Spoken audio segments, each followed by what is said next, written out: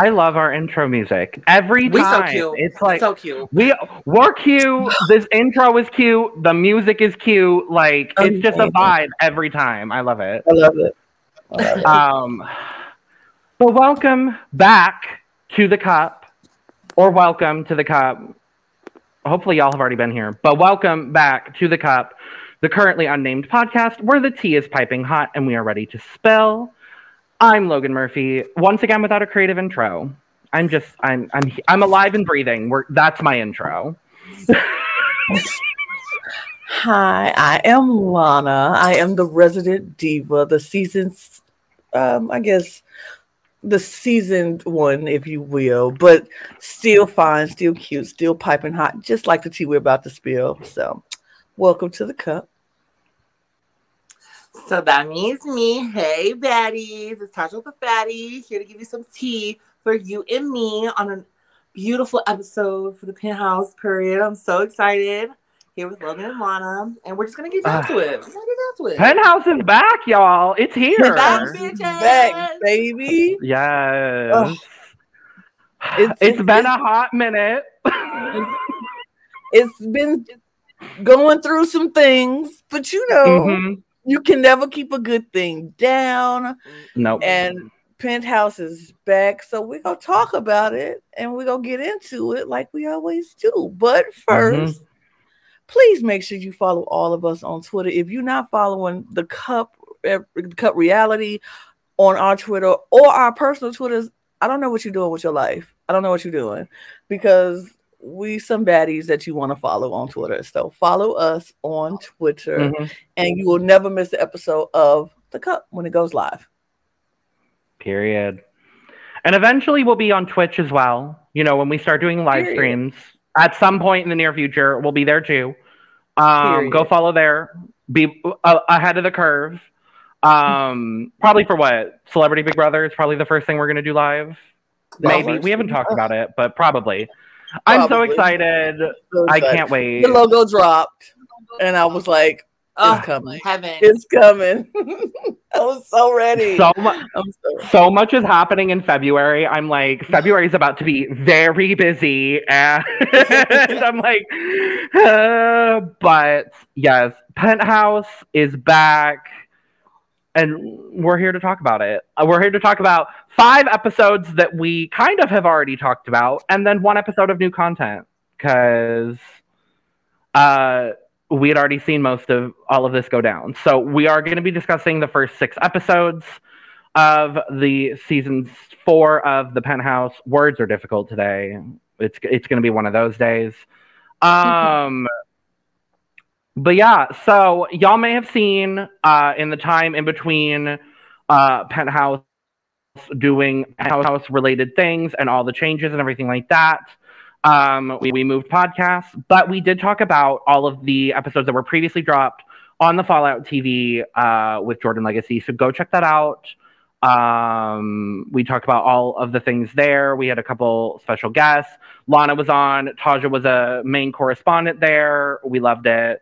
And now we're all podcasting together, and it's a beautiful time. So I guess, should we just give like a little recap of what we already know from the first 4 episodes, I guess? Like round 1, essentially? Yeah, I think we should jump right in and talk about what we already know before we get to we'll do a deep dive into the newest episode, but we'll just give you a little small recap. First episode, we saw them checking in. Everybody's meeting everybody, greeting everybody like you do, checking out the lay, seeing who is who they want to work with, who they don't want to work with. Some people would right out the gate looking for cards. JP, I'm looking at you. Alliances was formed day one. It was a lot happening on day one. Now, I don't know about y'all. I mean, I've never been on a reality show.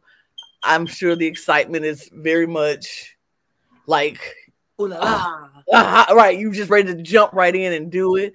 Do you all think you would just jump in on day one, like going as hard as some people were, or would you just be like, let me fill it out a little bit? I want to say I would be the type to want to fill it out a little bit, but like I said, I haven't been in that situation. I don't know how the excitement would take over me when I walk in those doors, and I might be that one, like talking to this person, making alliances with everybody.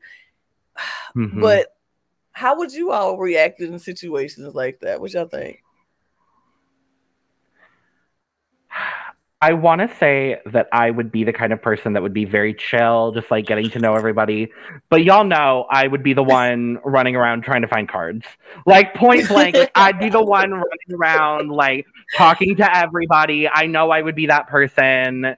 No one wants to be that person, but I know I would, because the excitement would just be probably a little bit too much. Either that, or I would shrink into myself because my social anxiety would be really bad, and it'd be like,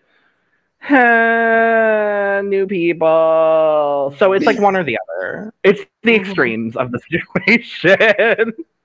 And see, where my social butterflyness comes in, I would make sure to have at least a couple conversations with everyone here and there, just so, because the first round, they always base it off of typically who they haven't talked to the most, who they know. So I'm going to make sure in my head to have at least 3 to 4 conversations with each person, get some, know something about them, and have them know something about me. That way, further down the line, I'm like, oh my gosh, well, yeah. It's very strategic. Like, people think being a social butterfly is you're just like, oh my God, like, guys. Right. But no, it's very strategic on what you tell people, how you interact with people, because after that first round, sometimes that's where the lines are drawn.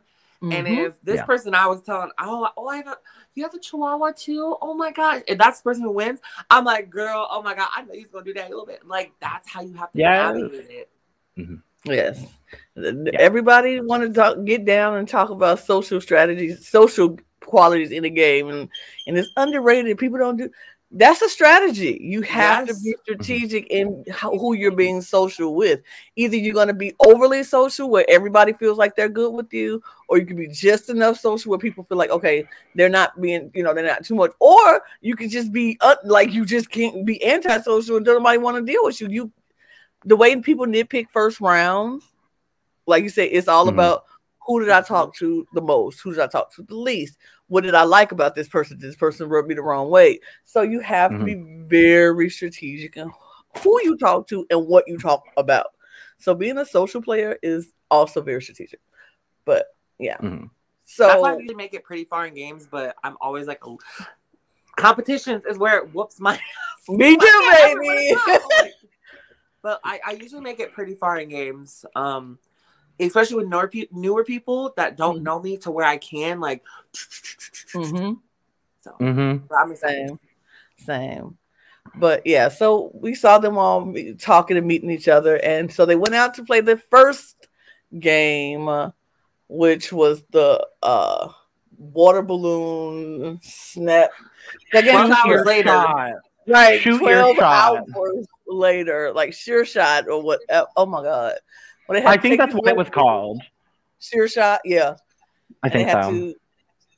What water balloons on these pictures? This competition took 12 hours. I call it nap time. I took a nap. I got some food. I took a shit. Took a shower. Came back, and the competition was still going on. Still going. So. Yeah, it was a lot. It was a lot. But coming out victorious was Laurel. Not Lauren. Sorry, Laurel. I was talking to a Lauren earlier, so I'm sorry, Laurel. But Laurel won, and she was she was excited to win, like most people are. You'd be excited to win a competition, especially the competition that was not very easy to some, but that competition brought out a little bit of feistiness in some people. I mean, some people were a little upset that their pitcher got hit early on or later on. We could talk about that if y'all want to talk about that. I mean, beautiful gowns. But I have a question. This season, how does the picking order work? Like, we have the person on top, right? Is there anything special, different? Like, they do have a special little thing, a guest list on their VIP list. Is the guest list that they're doing this season, where the top 3 people are immune from being switched. I think it's supposed to change, but both times we've seen it, it's been 3. Yeah, it's been 3. It might change. Yeah. Yeah. I don't know. I don't know either. We'll see, because we don't know. Answer the shrug emoji right here. Exactly. Yeah. But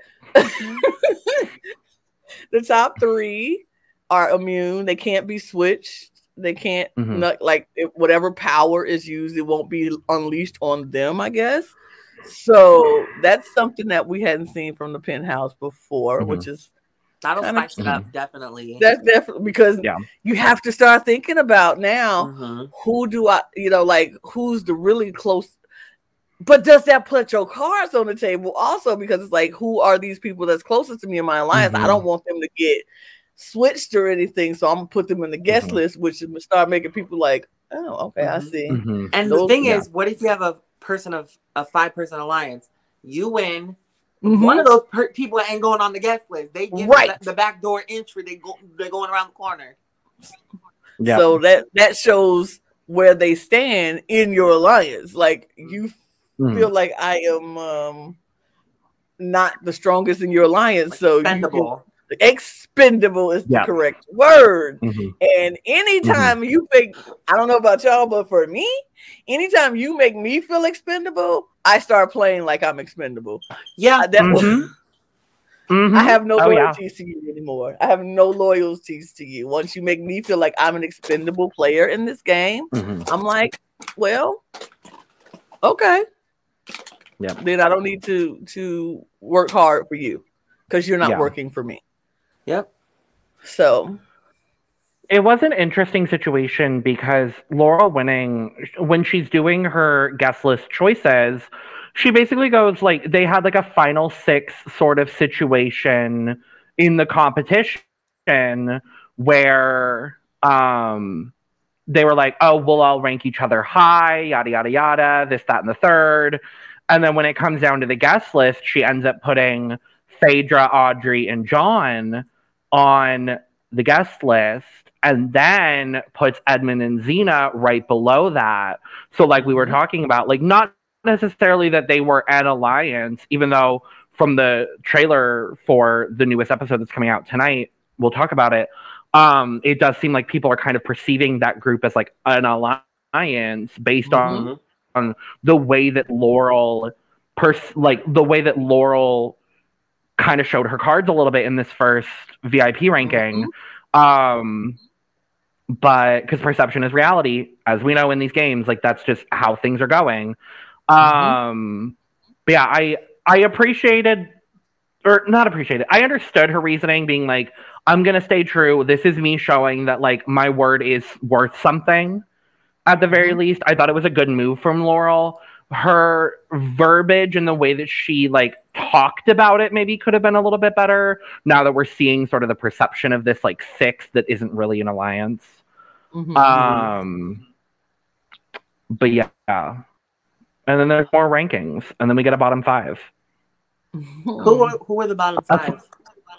So the bottom 5 in order were Keaton, Kyle, Matt, Jules, and JP. Which we knew. We've talked. We knew all that. The first round, the switch is decided by a group vote. After that, it is decided by the 2 most recent eliminated players. So in this group vote, the first switch was Mona Lisa. We find out, and I don't remember if this was in the original edit or not. We get confessionals specifically from Phaedra and Xena saying that they both voted for Mona Lisa, and we see sort of this like back and forth confessional moment with like Phaedra and then Mona and then Phaedra again and Mona, and then we see Xena, and it's like it's very similar conversations about like, oh, Mona Lisa very clearly has these connections with both Phaedra and Xena. There was like no question. This is who we're voting for the switch. And stuff like that. I'm curious to see if that plays into anything in future rounds. Like if those alliances will be as strong as they perceive them to be, and also as we perceive them to see, or perceive them to be. Or if it was just like a fluke type, like, oh, you know, Mona seems kind of cool. Let's see. So yeah, it could go either way, especially with the first round. You know, it's always like up in the air with things. Yeah. And so Mona, not trying to cause any waves super early, it's literally round 1, she decides that she's going to switch Matt and Keaton, both of which were already in the bottom 5. It just puts Matt at the top of the bottom 5 and Keaton smack dab in the middle of the bottom 5, meaning that JP is still in the basement.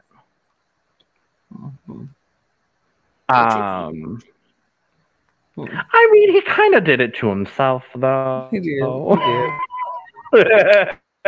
kind of did. Is not the reason he was put on the bottom? Didn't something happen during a competition? That they were talking about alliances that the Jogger alliance that was supposed to have happened. Also, the fact that he was looking for cards. But we also find out later on in this episode, the Jogger alliance was something. When everybody tried to make it nothing, they tried to make it nothing. They were like, "Oh, that's nothing. We just happened to all get up and want to run," which is. And if I was in the house, exactly. If I was in the house at that time, I would have thought nothing of it, because I'm like, some people like to work out. It is what it is. They want to go jogging. Let them go jog. But also. That is a way for people to bond and get to know each other and, you know, have some game talk away from the house, away from the cameras. And which is smart. I mean, it was smart. It was very smart. Absolutely. Have a alliance called the Breakfast Club that we all eat together in the morning or something. I don't know. I mean, literally, I will have a breakfast club or a pool, hot tub club or something. Like, we just sit in the living room and talk in the morning. Well, we heard about the hot tub alliance. So we've heard a lot about the hot tub, and we still didn't really get clarification on what happened in this hot tub shit. Like that was one of the things I was most excited about, like the re-edit, the new releasing the episodes. Like that's what I was most excited about. I was like, okay, we're finally gonna get some context on this stupid hot tub situation, and then we didn't. We got nothing. Like, I do appreciate that at the end of episode 6, we do get a little bit, and we'll talk about it. We do get a little bit of context for the Joggers Alliance, which I appreciated.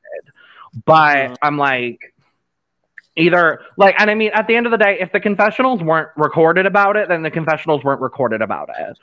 I was just curious to see if anything else was spoken about it. And we heard a little bit about it when we talked on the Fallout with Austin. We heard a little bit about it, but I would have liked to see a little bit more context with that. But it would have been nice, but you know, it's what it is. And then JP being in the basement has to choose a defender, and he picks Jules. We knew that. We see it. We saw it. They choose the save card, and because of that, the consequence is that the bottom 5 are now voting to eliminate someone between the defender, being Jules, and the 3 people directly above the bottom 5, being Nathan, Robin, and Austin. That was sick indeed, but you know, sick and twisted, horrible. I hated every moment of it. But honestly, I think JP was. I mean, I think anyone would have been smart to pick Jules because Jules seems like a very caring, like someone who is very empathetic. So to be like, Jules, like if I pick you, could you please save me? Like, you know, was like, you know, please do that. Which in a game like this, where it's very dog eat, and there are a bunch of snakes, would make me worry for them. But like, you know, I don't feel like JP has like any like malicious intent on picking Jules. You know what I mean?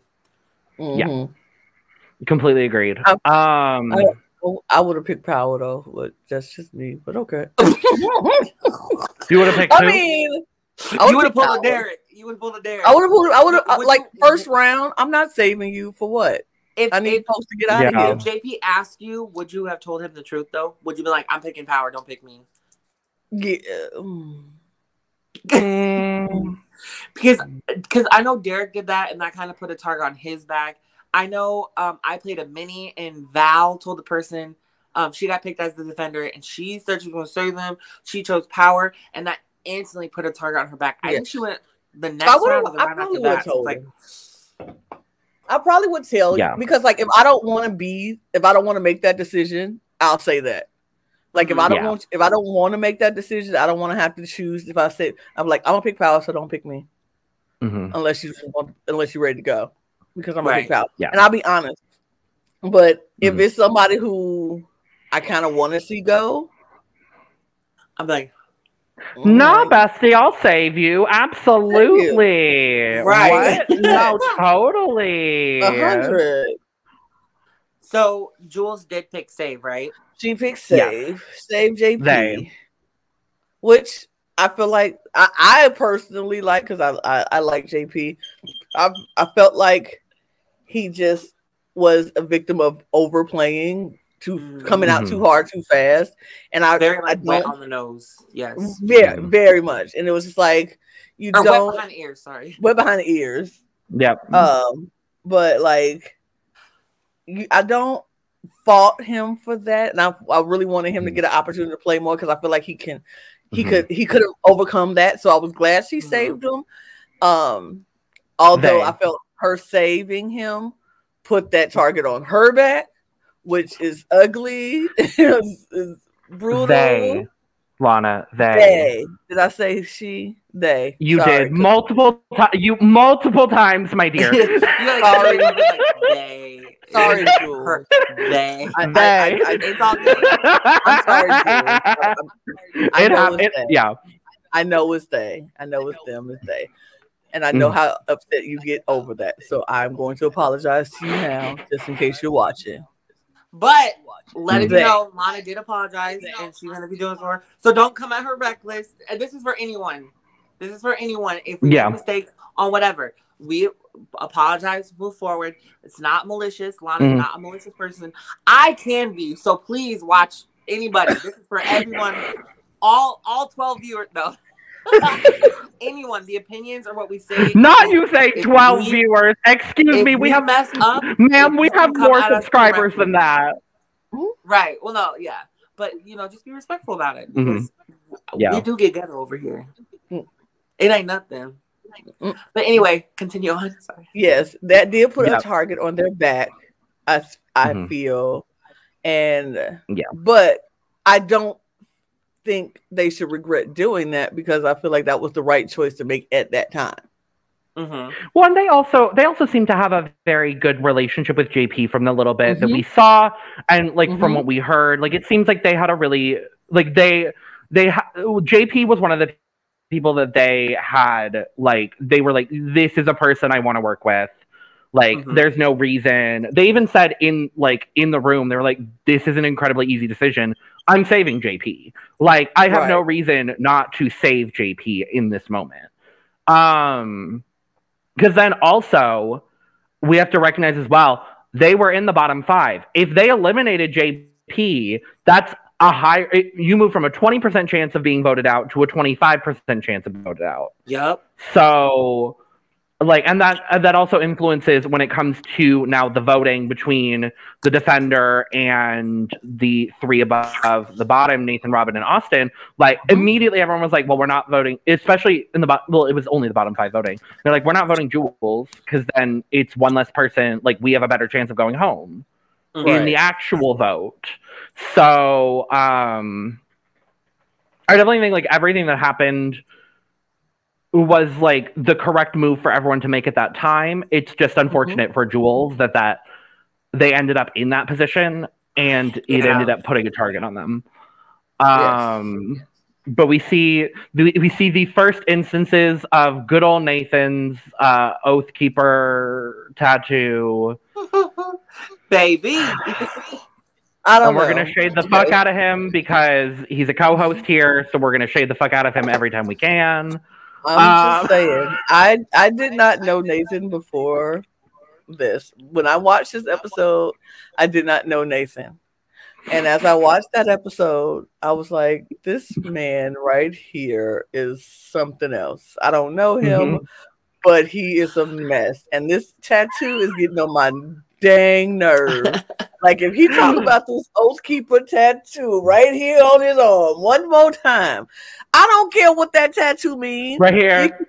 You can have Mother Teresa on your arm and be like that's not gonna save you, baby. That don't mean nothing to me. You can keep oaths all you want. I'm still gonna vote you out if I feel like you are a threat to me. So, but he was playing the mess out of that Oath Keeper tattoo. Like he was gonna ride that Oath Keeper tattoo to the very end. He was gonna ride it to the wheels fall off. And you know what? Do what you gotta do. It kept him there. It kept him there. So because unfortunately did his job. The bottom 5 voted, and we have to relive the elimination of Bestie Austin. Bestie, so sick. It hurt even more the second time because I knew it was coming. I was like, no, Bestie, no. My only saving grace is I know last season they did a battle back, so I'm just like, okay, maybe like depending on who else we'll gets eliminated. Because I have my faves. If they get eliminated, I'm like, sorry, Austin. Right. Now, Also, by the way, we're gonna try to be as impartial as we can, and but like we have our favorites. I have my friends. Like, I have my friends. Like, I know some of these people. I talk to Robin and Nathan. So but if they do some stupid game moves, we will get on that age just like we would anybody else. We'll talk about it in this episode. I'm excited to talk about it in this episode. Talk about it. But yeah, so Austin is the first person eliminated from the Penthouse season 4. We then do the end of round 1, the voting. Everybody votes, and with still an undetermined majority, still just a majority. We don't know the vote. No votes. Yeah, with the majority, we do lose Jules as the second person eliminated. But y'all knew that if you already watched the season. So that was the end of round 1. We go into round 2 with this stupid circle competition. Circle with a ball and a board and it was too long as well. It was too long. That was a nap. That was a nap as well. Yep. But we move. They They gave away powers and prizes throughout the game. If you could take the ball and walk to the center with your ball still intact, and you got powers. Keaton came away with some powers. Edmund came away with the prize of $25 from Amazon gift card. And then he came away with the VIP. So Edmund was the new VIP after this long, tedious competition. Some people like that. Some people didn't care much for it. Some people a little salty, or not salty, but a little annoyed that Edmund was celebrating so much over $25. I'm looking at you, Jada. But I'm like, you shading that man for being excited about winning a prize.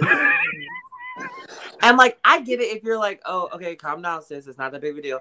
But Jada just went in, just going and going and going and going. Like, and going. I don't know what you. I don't know why you need $25. That you don't know what's going on in that man's life. Sometimes $25 seem like $1 million to some people. You don't know what's going on in folks' life. Not saying Edmund needed that $25, but apparently he was excited about that $25.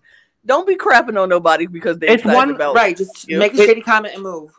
Right. Like, it's one less jockstrap he doesn't have to spend his own money on. Like, period. Good for you, sis. Like, we love to see it. Period. Do what you do. Like, don't be shading nobody because they were excited about their money and their prize. That's not cute, but it is what it is. Like kind of like haterish to me. It was a little haterish. You can't get that fast enough to get that $25, but okay, we move. Look, I would have lost this competition. You got to balance stuff. There's balls on the plate. Where the food at? I'm like, where the burgers? Right. I think I would have done okay. I'm pretty good with balance. It's not like my specialty, but like I'm not bad at it. I probably would have gone like mid out. But also, would I want to be the second VIP? I don't know. It's not the balance for me that would have been okay. It's the standing up for a long period of time. That seemed like forever. My back was hard to hurt. I'm standing on the heel. No, thank you. And wasn't it windy? It was windy. It was a heel. I think so, yeah. And some people already had like kind of a little bit of a disadvantage. So I was like, that's definitely something when it comes to balance. If you check the weather, make sure you have a backup. Maybe they could have done it somewhere like, I don't know. You could have moved all the furniture out of the living room and just did it in the living room. Like, it would have been a smaller, like, circle situation, but it would have been a smaller circle, but you probably still could have done, like, something at least similar. I'm like, producers, me and look like the producer will have to have a little chat.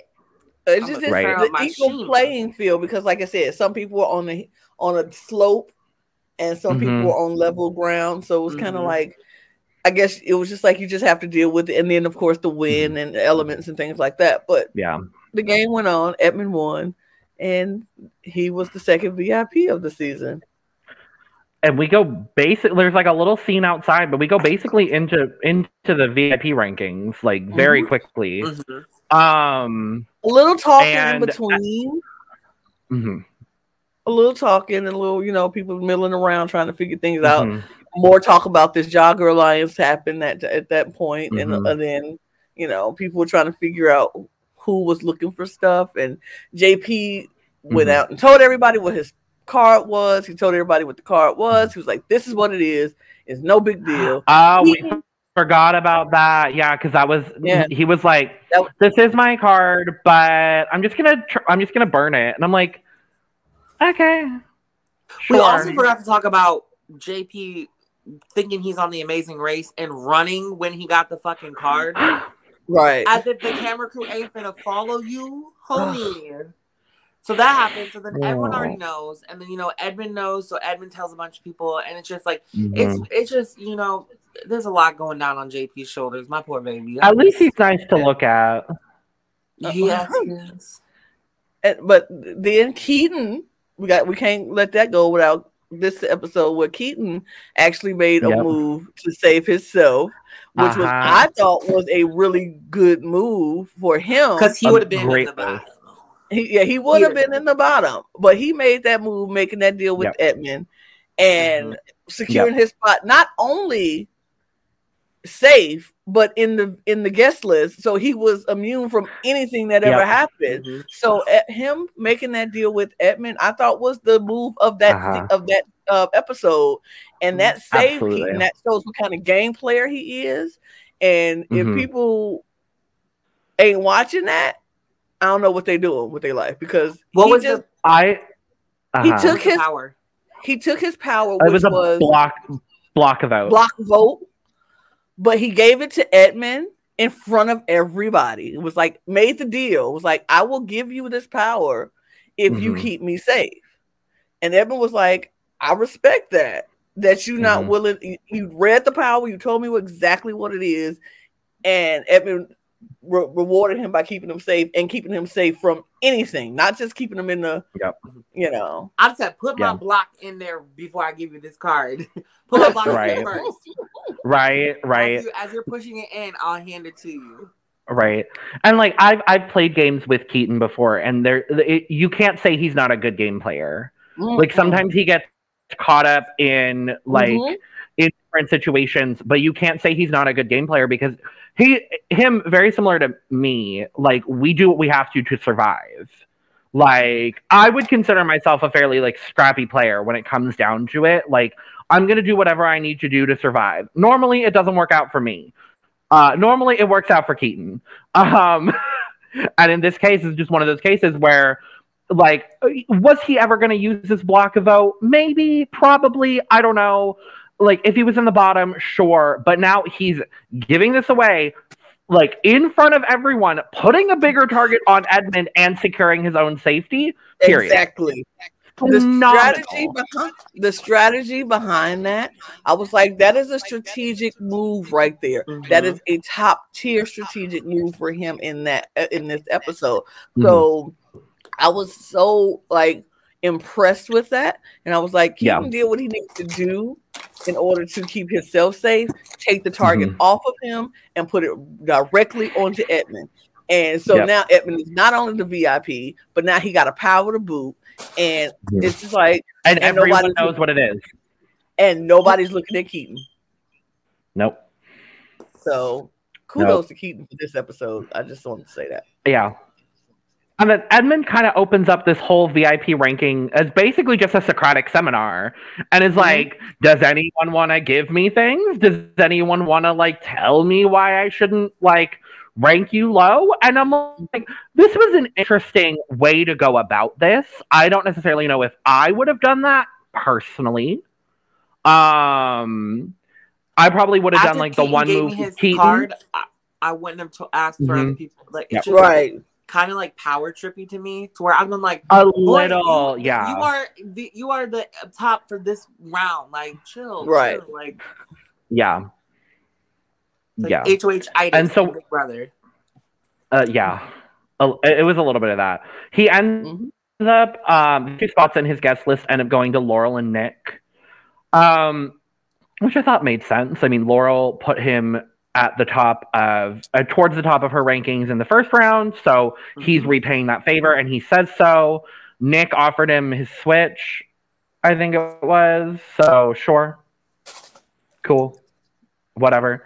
We go down the list. After the guest list, we have Mona, then Audrey, Robin, Xena, Jada, JP, and Phaedra, with the bottom 5 being Julia, Nathan, Kyle, John, and Matt. But we knew that because we saw that much in the episode before the re-edit. So, and then like 9 weeks later, we finally get the new-ish okay, we're diving into it. So we start this new episode 6, which is for some reason called episode 3. Like that's the title of the episode, and I was like, why exactly? I don't know. Confusion. We start the episode, we get a few confessionals. The main thing is like everyone's like, oh my god, I'm safe. Oh my god, I'm in the bottom. The big thing is we see Xena upset that 2 of her alliance members, John and Matt, are literally at the bottom of the ranking. Not that Xena's not well connected, but that East Coast alliance that was formed kind of day 1, day 0-ish, is the one that she seems to be the most like in with. And so her 2 allies are at the bottom, and she's not happy about it. Which is fair, understandable. The day I'm just gonna say this, and it might come off a little, I don't know, but the day I'm in an alliance with 2 men and I'm the only woman is the day I pluck my eyes out, because no, I've been in too many games where no. But Two, I would presume straight men. Right. As well. Because Like, the bros are always going to pick the each other no the matter bros what. always roll out together. Unless you're in a showmance, the bros are always going to stick it out with each other. Even in a showmance, the bros usually stick together. So I thought there was someone else in that East Coast. I think Robin might have been a part of that East Coast as well. I don't know. even remember. Like Robin never honestly. talked about that one. Well, I don't know. Or at least they haven't yet. There's still a lot of game to happen, but at least they haven't talked about it yet. I know they talked about it on their socials, which is why I like kind of maybe they were a part of it. Mm-hmm. Who knows? The day that ever happened, no, not too many. Speaking of Robin. Speaking of Robin. So we got the switch decision. Austin says that the people that he would consider for it would be Robin, as well as Phaedra, Mona, and Xena. Those are the people that he seemed to be the closest with. And Jules is just like, well, Robin's the only person out of that group that I really like. Mm-hmm. So, Robin. Done. And I love Robin in confessional being like, I knew I was going to get the switch. These were like two of my closest allies. They went out early. Like, I would have been more surprised had they not given it to me. So Robin is the switch.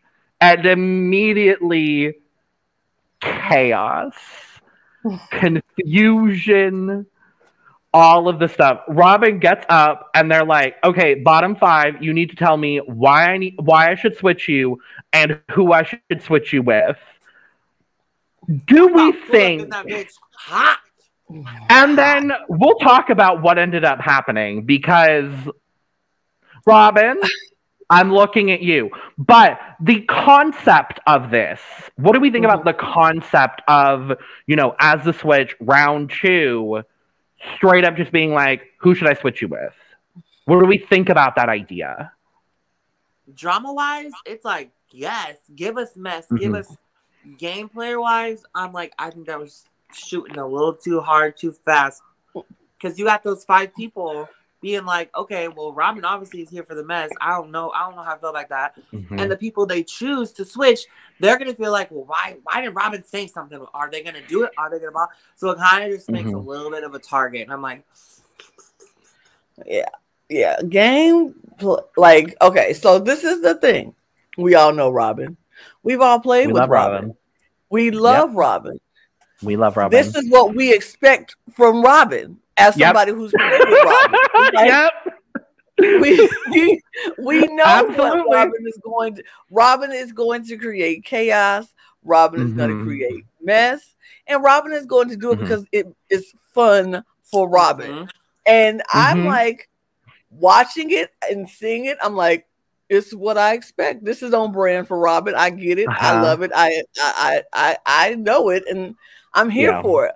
But as far as the game, I think it was too early for that kind of chaos.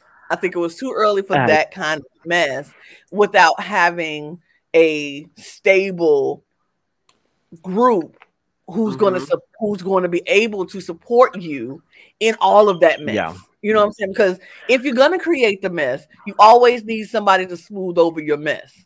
Because after you create that chaos and after you create that mess, nobody's going to listen to you. Nobody's going to want to talk to you. Nobody's going to want to deal with that because they're like, oh, this person's here for the mess. So they need somebody in their corner. I don't know if they have it. Maybe Julia might be that kind of person.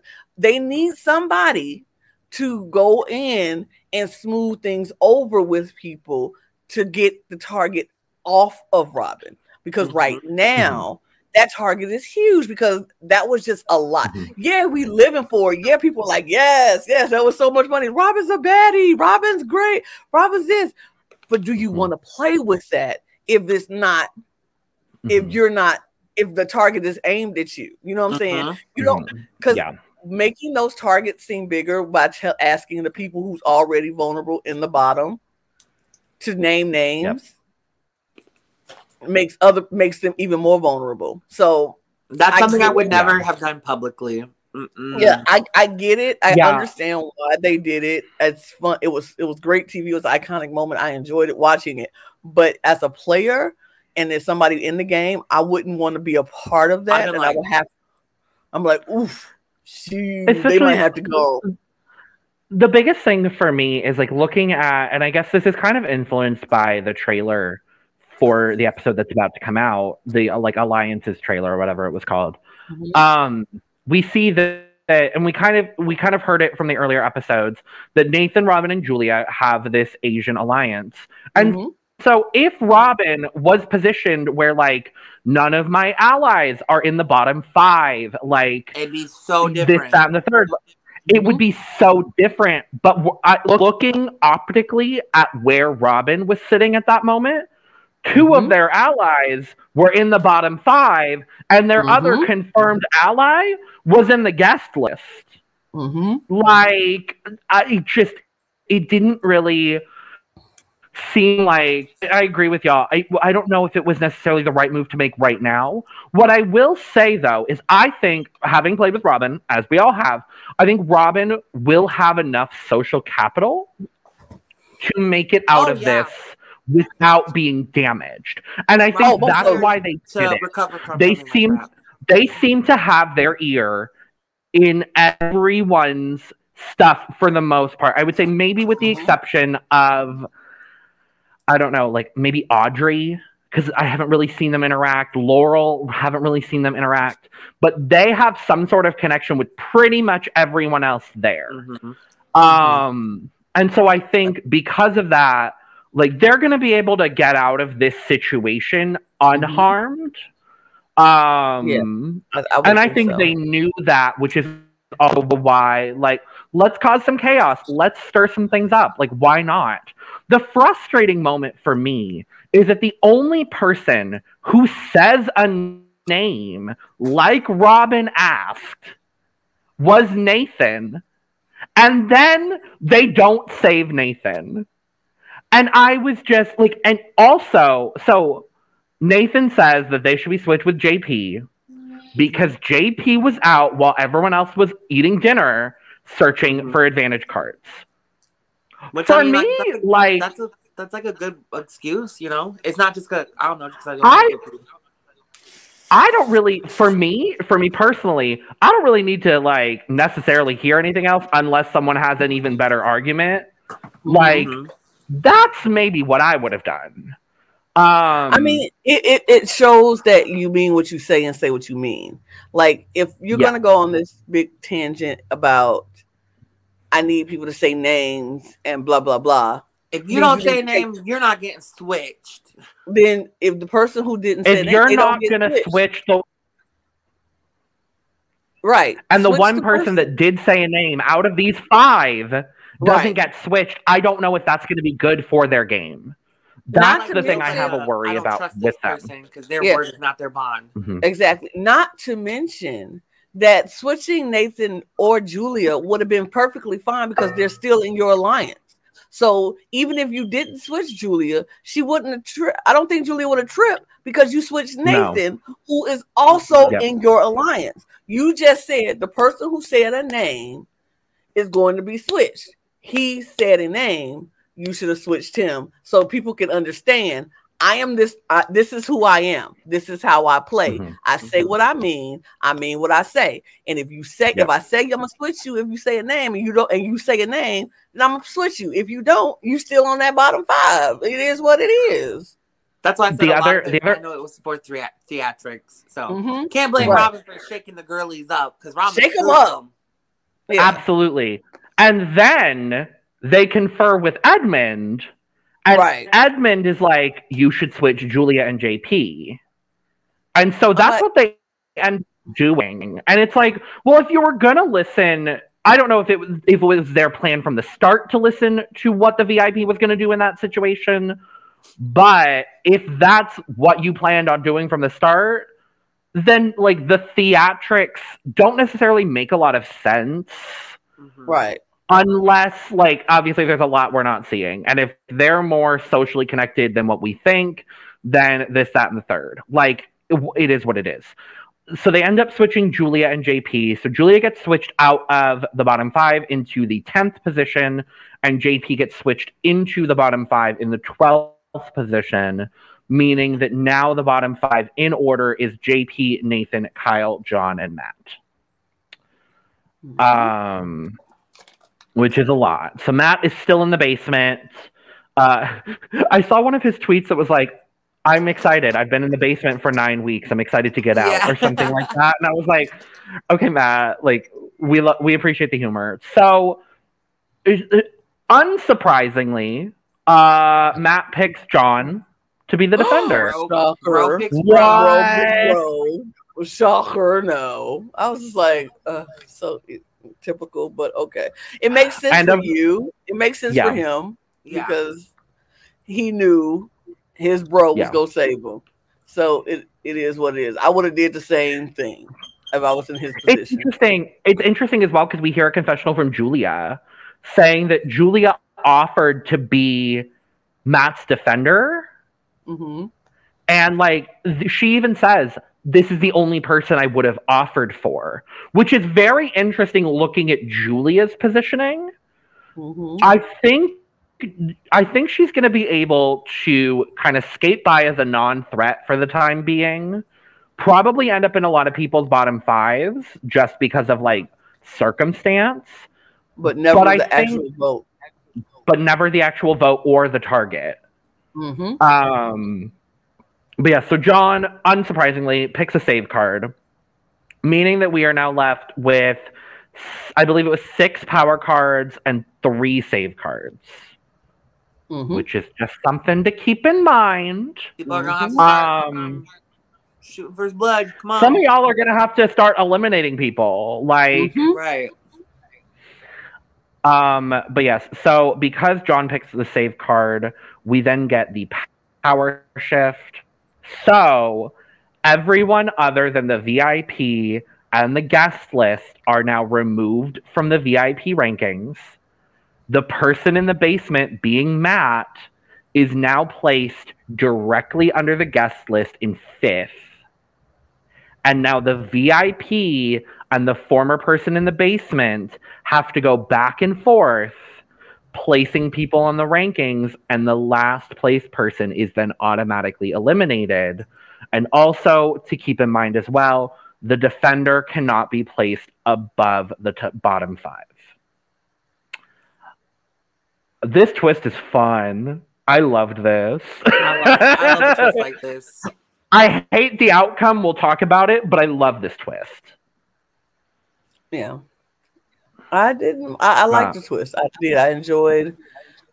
I was like, okay, let's see where everybody. I mean, it definitely shows cards after, you know, who would the person in the basement and the VIP put back in the bottom on, you know, keep safe still. So I enjoyed watching that.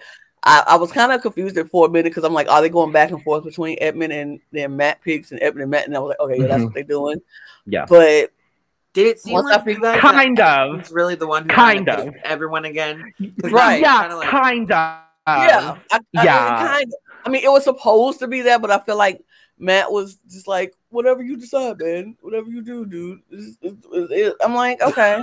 Dude. It was just fun, dude. You know, yeah, bro. God, you know how guys talk. You know, whatever. Oh yeah, I'm more than aware. So I have a question, Logan. When they did it again, going back and forth, did Edmund put okay, so not even for Matt, because Matt could put whoever he wanted. Did Edmund put different people than what he put before? Just like on his end? Because I feel like I saw him say, oh, I felt bad for this time, so I'm gonna put you up here. So okay, so Edmund's initial rankings, other than the guest list, his ranking in order of like the middle people was Mona, Audrey, Robin, Xena, Jada, JP, and Phaedra. What ends up happening is Matt ends up right below the VIP, obviously, because that's the terms of the thing. Edmund then picks Xena, who was originally like in the middle towards the bottom. Okay. and then Matt picks Julia, who was in the bottom 5. I think most of the bottom changed. Most of the original bottom. So 3 of the original bottom 5 end up being safe one way or another. So who are the ones the second time that Edmund put in the middle? So Matt put himself, I guess, is where it would have been. Edmund then put Xena under that. Matt then put Julia because Julia offered to be his defender, which I thought was a really good explanation and a really good move on his part. No, I didn't pick you as my defender, but now that we're in this circumstance and I have the opportunity to show you loyalty, I'm going to do that. And that was the first person Matt picked. I think that's great for Matt's game moving forward.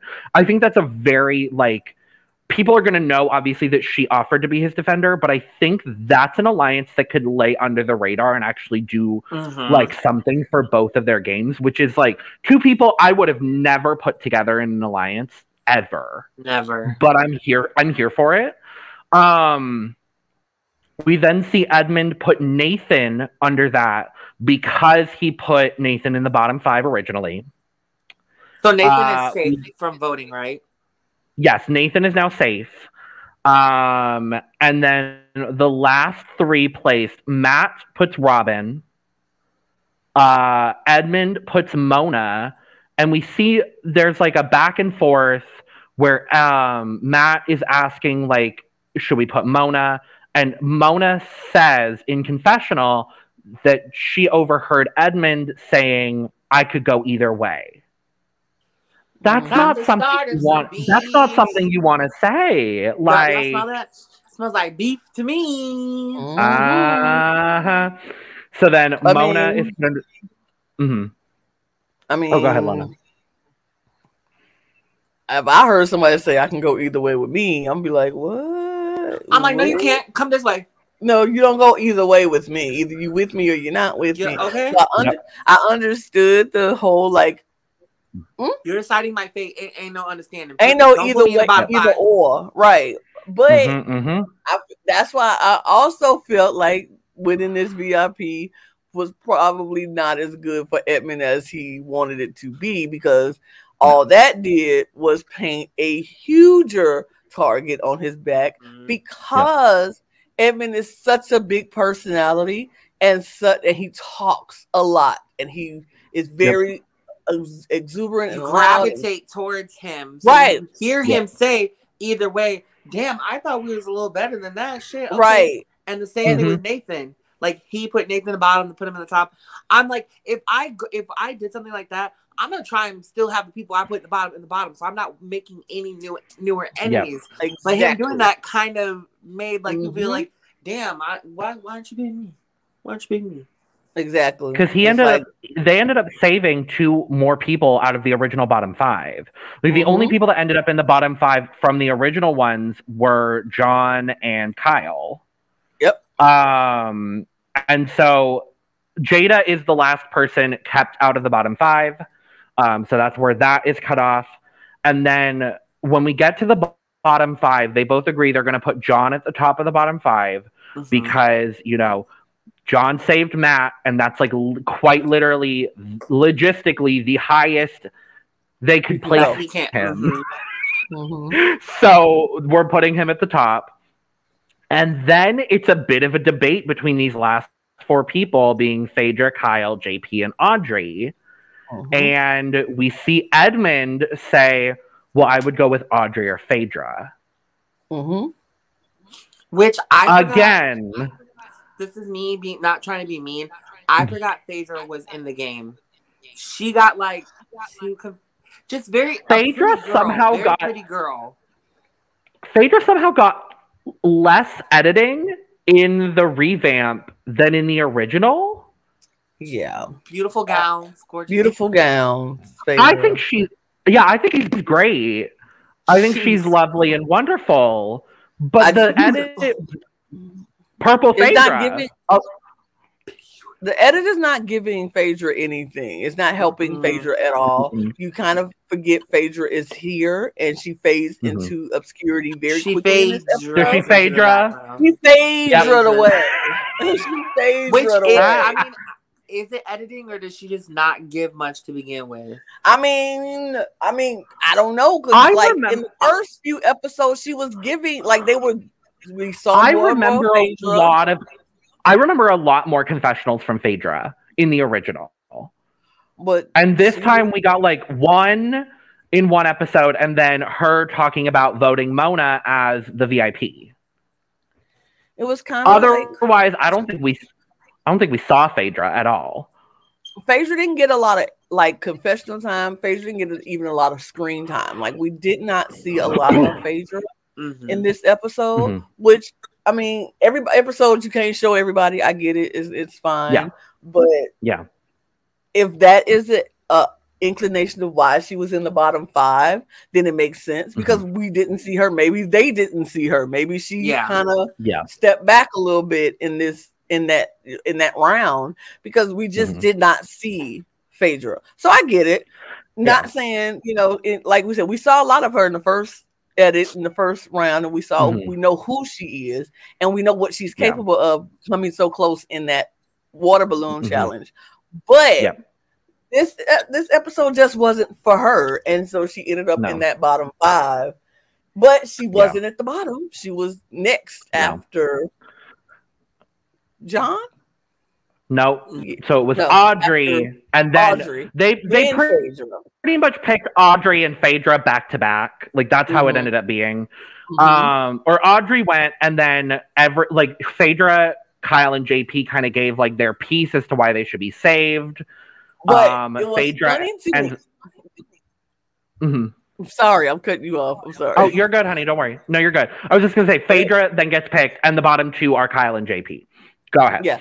It's funny with that because the one time we did hear confessional from Phaedra in this episode, Phaedra was like, I'm not kissing nobody's ass. That's not what I'm doing. I'm not begging to stay and da-da-da-da-da. And then it switched over to Matt saying, I'm picking Audrey because Audrey was the one that said something. So that's why she gets to go. Yeah, you don't gotta beg on your knees and cry, have boogers running out your nose and stuff. But like, I feel like that kind of humbled her because I feel like she's a very pretty girl. She's used to being like, she's not used to having to ask for it much from people because they just want to give it to her because that's the vibe we're getting. Maybe it's different, but editing. Maybe we're completely wrong. Yeah, that's the vibe we're getting.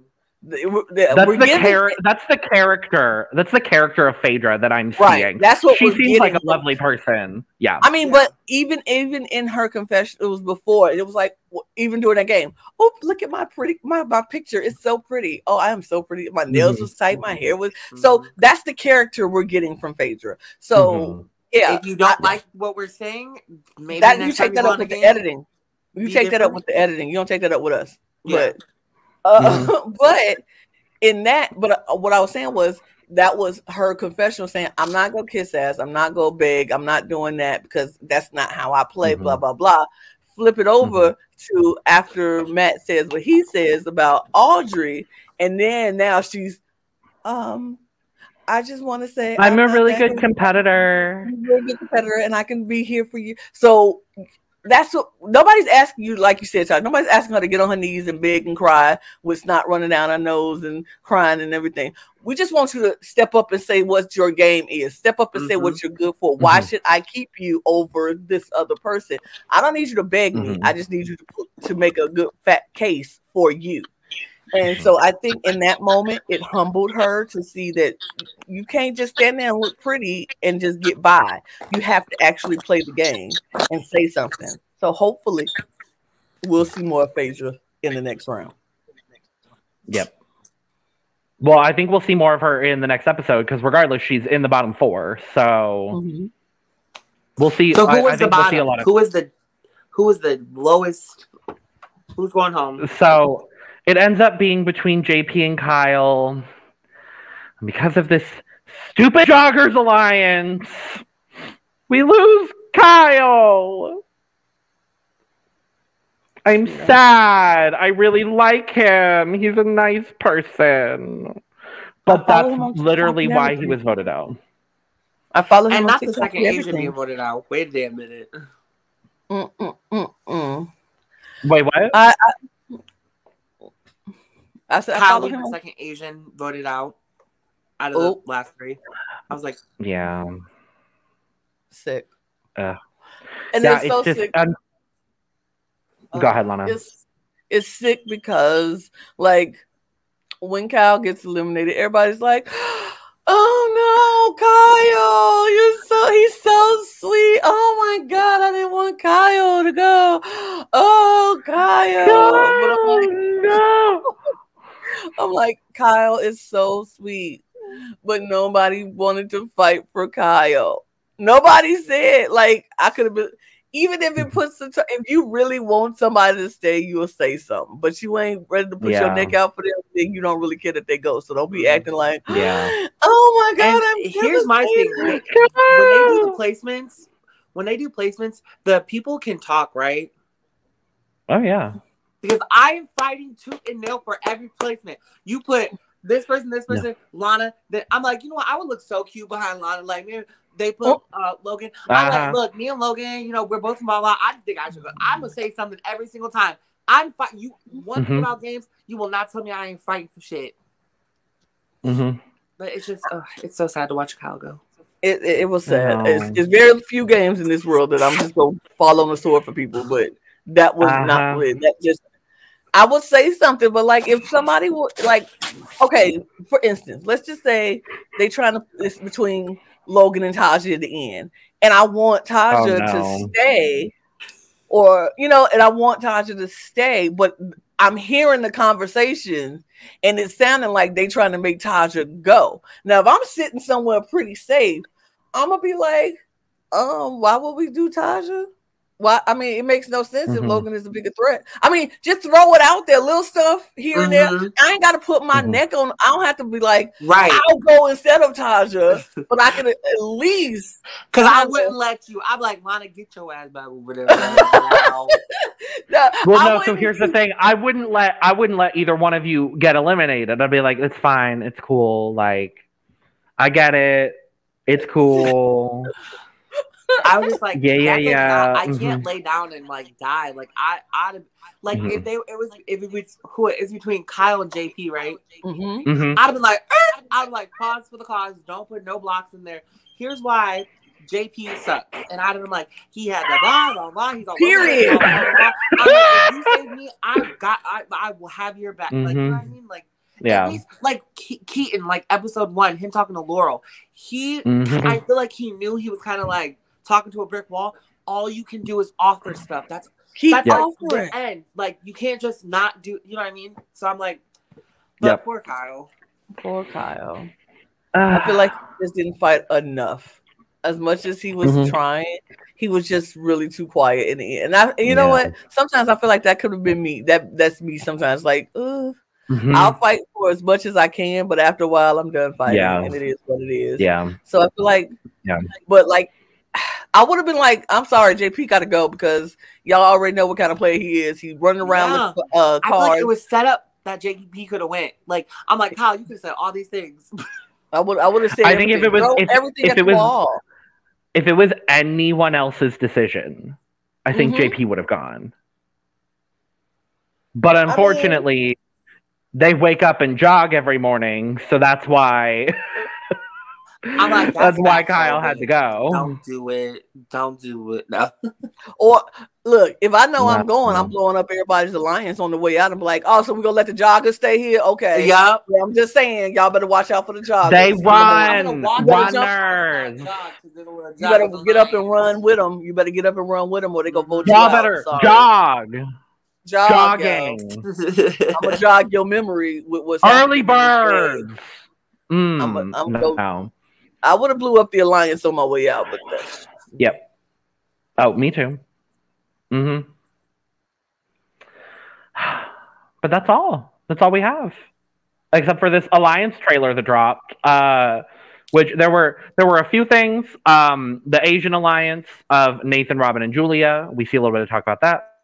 We see talk about the alliance between Phaedra, Jada, and Mona, which I like that group together. I think that can do some things. They kind of hit all different parts of the house. And then we see the beginnings, hopefully we'll see that in tonight's episode, of the Edmund versus Mona saga. And that seems to be like the big storyline. And we will likely see either, who the hell's in the bottom? John, Audrey, Phaedra, or JP be eliminated at the end of round 2. So, before we get into that, who do you guys think is going to go next? I feel like it's JP's time. I feel like he's like a cat with 9 lives. Like, right. I don't know what's going to happen with him, but...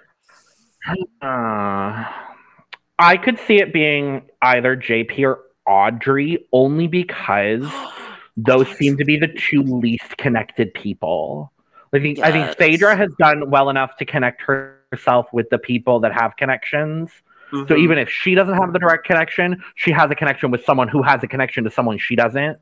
And I think John somehow has this like really solid positioning. Unless people are like, well, he was the defender. He saved Matt. That's a duo. We need to get rid of that. And since we can't vote out Matt, let's vote out John. I feel like he has enough people in his corner where he's going to be okay this round. I think so, too. Yeah, so I would say either JP or Audrey. I think so, unfortunately. I don't want it to be either one of them. I like Audrey.